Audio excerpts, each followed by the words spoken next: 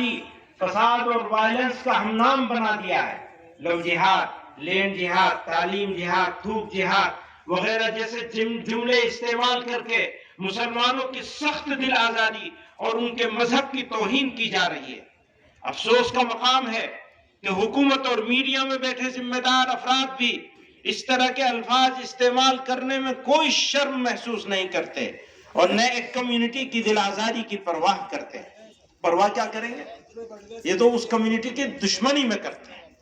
یہ تو پرانے دور سے چلا آ رہا ہے کہ کہیں بھی دہشت گردانہ عمل پیش آ جائے تو اس کو جہاد کا نام دے کر اسلام اور مسلمانوں پہ طعنے، تہمتیں اور ناحق الزام عائد کیے جاتے ہیں۔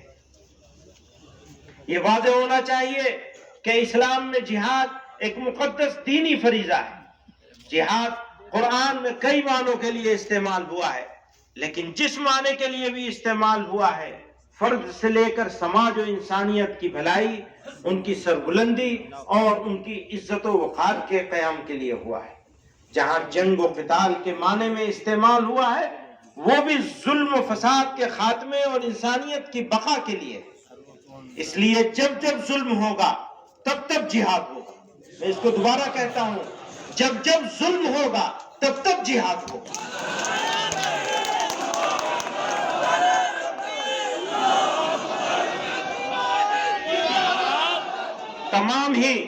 تمام ہی آسمانی مذاہب میں غور کیجئے گا، تمام ہی آسمانی مذاہب میں ظلم کے خلاف کھڑے ہونا ایک اخلاقی ذمہ داری ہے۔ اسلام میں بھی جہاد کا بنیادی مقصد ظلم کا خاتمہ، امن کا قیام اور حق کا دفاع ہے۔ تاہم یہ حقیقت ذہن نشین رہنی چاہیے کہ نمبر 1، جہاد کوئی انفرادی، نجی یا انتقامی کارروائی نہیں۔ نمبر 1، جہاد کوئی انفرادی، نجی یا انتقامی کارروائی نہیں۔ نمبر 2، صرف ایک ذمہ دار اور شرعی اصولوں کے مطابق قائم ریاست ہی جہاد کا فیصلہ کر سکتی ہے۔ نمبر 3، ہندوستان جیسے جمہوری اور سیکولر ملک میں جہاں اسلامی سیاست کا کوئی تصور موجود نہیں، وہاں جہاد کے نام پر کوئی گفتگو موضوع بحث ہی نہیں۔ مسلمان آئینی وفاداری کے پابند ہیں اور حکومت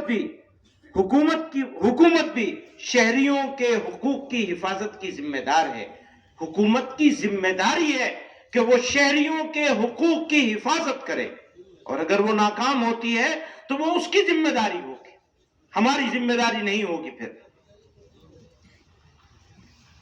ہم اگرچہ بزم سے دور ہیں، ہمیں رنگ ہیں، ہمیں نور ہیں۔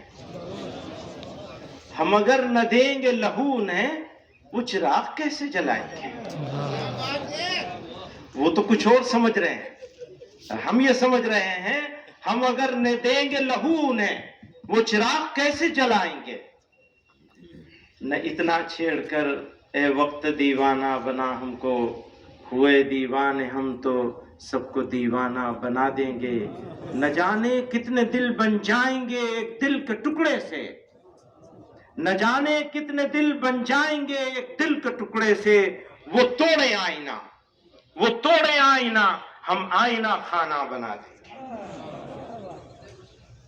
مشکلات و مصائب، یہ درست ہے کہ ہمارے سامنے مشکلات اور پریشانیاں ہیں، اور بسا اوقات مشکلات کی بے شمار فوجوں کو دیکھ کر ہم اپنے مستقبل سے مایوس ہوتے ہیں، لیکن آپ صرف اپنے اوپر نہیں بلکہ پورے عالم انسانیت پر نظر ڈالیے۔